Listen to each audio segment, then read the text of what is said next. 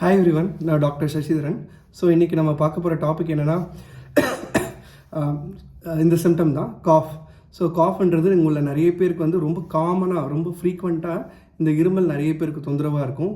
Sir எப்பப்பெல்லாம் cough வரும்னு நீங்கள் கேட்டிங்கன்னா, மேஜராக காஃப் எப்போ ரொம்ப அதிகமாக இருக்குன்னா, உங்களுக்கு எப்போயாவது ஒரு வைரல் இன்ஃபெக்ஷன் வரக்குள்ள, ஃபீவர் வரக்குள்ள, சளி மூக்கு அதிகமாக ஒழுகுக்குள்ள, ஸோ அந்த மாதிரி டைமில் வந்து இந்த காஃப் வந்து, இந்த இருமல் வந்து ரொம்ப ஒரு காமனான சிம்டமாக இருக்கும். நீங்கள் சில பேர் கூட சொல்லுவீங்க, சார் இந்த ஃபீவர் சளி கூட தாங்கிக்கலாம், அந்த இருமல் எங்களால் கண்ட்ரோல் பண்ண முடியல, பக்கத்தில் வந்து உட்கார்றவங்களும் நம்ம இருமலை பார்த்து பயப்படுறாங்க.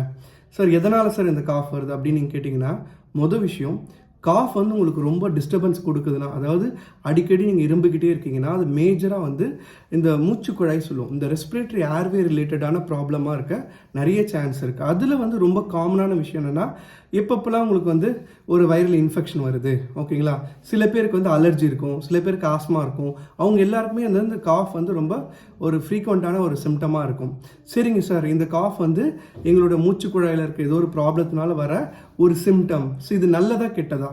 ஆக்சுவலாக கேட்டிங்கன்னா, காஃப்ன்றது நம்ம உடம்புடைய ஒரு டிஃபென்ஸ்னால் தற்காப்பு மெக்கானிசம். ஸோ எப்பப்பெல்லாம் இந்த மூச்சுக்குழாய், நான் மென்ஷன் பண்ணுற இந்த மூச்சுக்குழாயில் எப்பப்பெல்லாம் வந்து ஏதாவது ஒரு ஃபாரின் பாடின்னு சொல்லுவோம், இல்லை ஒரு அலர்ஜனோ, ஒரு பாக்டீரியாவோ, வைரஸோ இன்வேட் ஆகுதோ, அப்போல்லாம் நம்மளுடைய ஏர்வே வந்து அதிலேருந்து நம்மளை ப்ரொடெக்ட் பண்ணுற மெக்கானிசம் தான் வந்து காஃப்னு சொல்லுவோம். சரி சார், காஃப் நல்லது தானே சார், அதை அப்படியே கண்டினியூ பண்ணலாமா, இல்லை அதை வந்து சப்ரஸ் பண்ணுமான்னு கேட்டிங்கன்னா, ஸோ அது வந்து எப்படி நம்ம டிஃபைன் பண்ணுறது தான், எதனால் வந்து காஃப் வருதுன்றது நம்ம முதல்ல தெரிஞ்சுக்கணும். ஸோ மொதல் விஷயம்னா, காஃப் வந்து ரெண்டு வகையாக நம்ம சொல்லுவோம். ஒன்று வந்து ட்ரை காஃப், இன்னொன்று வந்து வெட் காஃப், ஓகேங்களா. ஸோ ட்ரை காஃப் மேஜராக வந்து பார்த்தீங்கன்னா அப்பர் ஏர்வேனா வந்து இந்த நுரையீரலுக்கு மேற்பகுதியில் உள்ள ஏரியாவில் வர இன்ஃபெக்ஷனோ அது ரிலேட்டடான ஒரு காரணத்தால் வர ஒரு காஃப் தான் வந்து ட்ரை காஃப். சரி சார், ட்ரை காஃப்க்கு நாங்கள் என்ன பண்ணலாம் அப்படின்னு கேட்டிங்கன்னா, மேஜர் ஆஃப் த டைம் வந்து ட்ரை காஃப் வந்து நீங்கள் வந்து எந்த ஒரு இன்டர்வென்ஷன் பண்ணாமலே வந்து ஒரு 1 வீக்லேருந்து 2 வீக்ஸ்க்குள்ளே தானாகவே செட்டில் ஆகிடும், ஓகேங்களா, ட்ரை காஃப். ஸோ அது வெறும் வறட்டு இருமல், தெளிவாக தமிழில் சொல்லணும்னா வெறும் வறட்டு இருமல் சொல்லுவோம். ஸோ வறட்டு இருமலாகவே இருக்கும், அப்படியே காலையிலேருந்து இரும்பிக்கிட்டே இருப்பீங்க, ரொம்பவும் தொந்தரவு பண்ணாது, பட் அடிக்கடி இருமல் இருந்துக்கிட்டே இருக்கும்.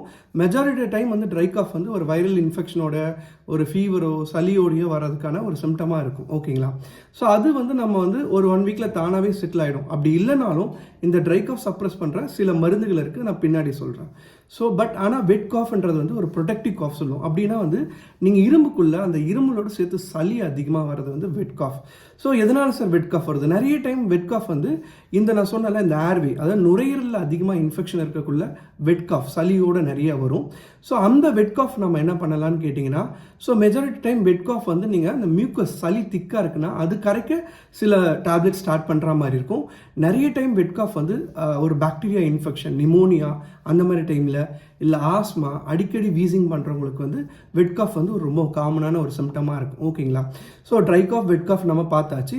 இப்போ ட்ரீட்மெண்ட் நம்ம போகலாம். ட்ரீட்மெண்ட் என்னென்னா, காஃபுக்கு நான் மேஜராக வந்து ஒரு natural remedy, home based remedy நான் சஜஸ்ட் பண்ண விரும்புகிறேன், ஓகேங்களா. ஸோ மெஜாரிட்டி டைம் காஃபுக்கான காரணத்தை கண்டுபிடிச்சிட்டிங்கன்னா அந்த ட்ரீட்மெண்ட் ரொம்ப ஈஸியாகிடும்.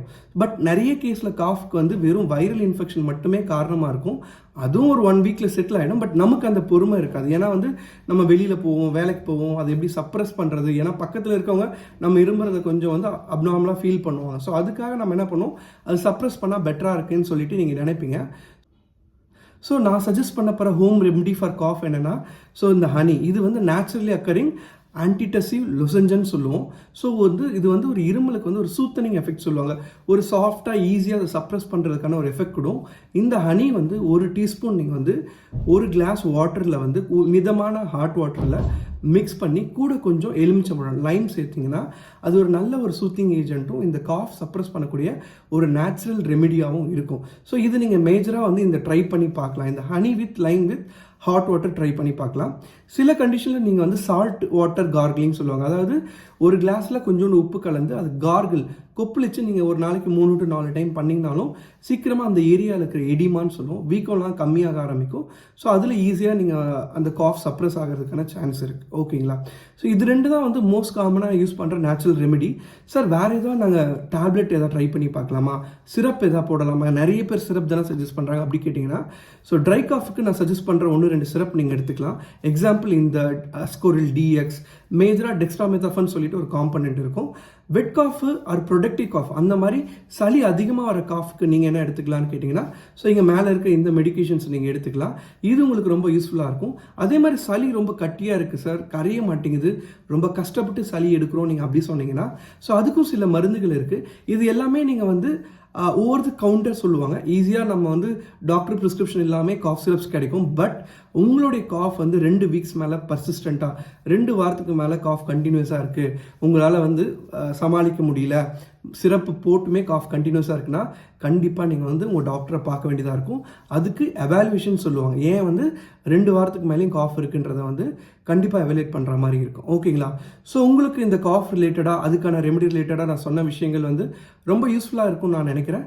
ஸோ ஃபர்தர் உங்களுக்கு வேறு ஏதாவது டவுட் இருந்தால் நீங்கள் கமெண்ட் பாக்ஸில் மென்ஷன் பண்ணலாம், நம்ம அதை பற்றி டிஸ்கஸ் பண்ணலாம். So until then, bye from doctor Sasitharan.